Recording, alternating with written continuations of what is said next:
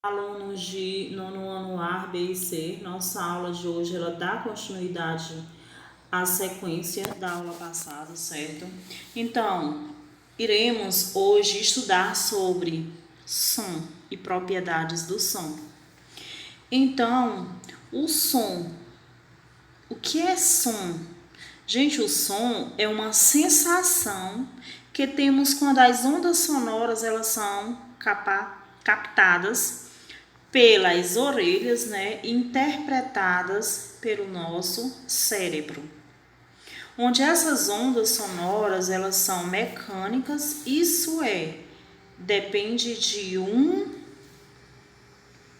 meio material para que aconteça essa propagação do som. Então, nós temos o timbre, né? Que ele é o quê? O timbre, ele é exatamente uma propriedade que vai permitir distinguir os tipos de som com a mesma frequência e intensidade emitida pelas fontes sonoras diferentes.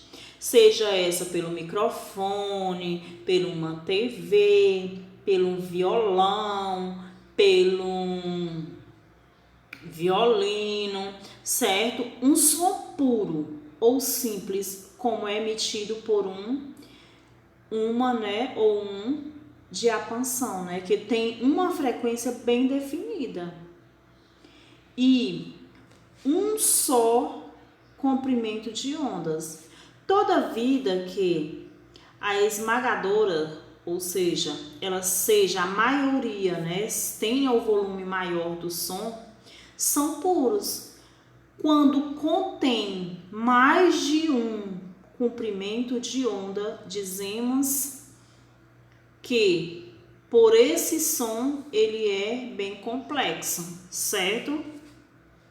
Então, nós temos aí a propagação do som pelo ar, onde as ondas sonoras elas provocam o movimento das moléculas de gases nas ondas de compreensão dessas moléculas e ficam cada vez mais concentradas em zonas de quê? De expansão. Então, a partir daí, o timbre, né? Onde o som complexo, como o som emitido pela corda de um violão, ele vai resultar no quê? Na combinação de sons puros.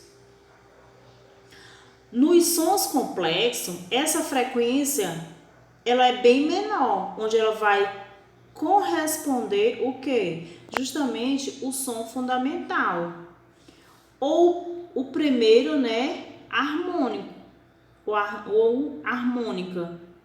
As outras frequências, elas precisam se ajustarem para corresponderem às outras harmonias. Então, tem sempre um som que ele vai tocar, tipo assim, um conjunto de música, tem um determinado som que ele vai sempre ou seja, um violão, um tambor, uma bateria, ele vai ter sempre aquela batida mais alta para que se dê, né, a concentração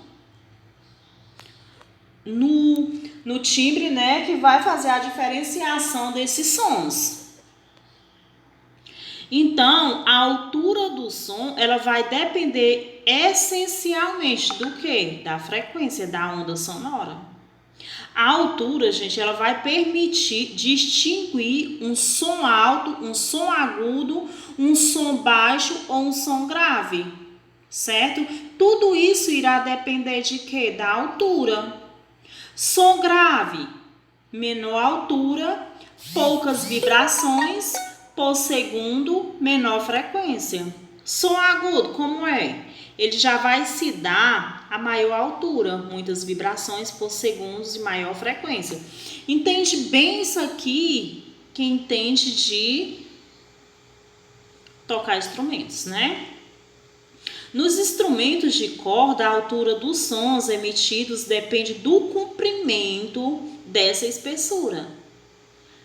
na tensão das cordas. Quanto menor é o comprimento das cordas, maior agudo esse som ele é emitido. Tá certo? Então, quanto menor é a espessura das cordas, mais agudo o som é emitido. Quanto mais esticadas estiverem as cordas daí do violão de vocês, mais agudo é o som emitido. E assim se dá essa parte que fala sobre os sons, certo? Temos também a intensidade do som, onde essas ondas sonoras é o que? Vai acontecer o que? Cotidianamente, nós vamos chamar de volumes do som. A partir daí vai buscar, né, estar relacionada à quantidade de energia que essa onda vai transportar. Quanto mais intenso, maior é a quantidade de energia transportada, certo? Então, permite-se distinguir aí o som mais fraco, o som mais forte. Essa propriedade vai se relacionar à amplitude dessas ondas sonoras, de acordo com como está mostrando aí essas cordas, né? Aí para que vocês possam entender aí a pequena amplitude, a grande amplitude, certo? Um som fraco, ele transporta pouca energia, sendo ouvida apenas em uma pequena distância da fonte sonora. Um som forte, ele vai transportar mais energia, por isso é ouvido a uma grande distância da fonte sonora. À medida que o som se propaga, a amplitude ela faz, né, o processo, ela dá o processo de vibração das partículas do meio, que vai se tornando sucessivamente menor, diminuindo a energia a cada vibração, certo?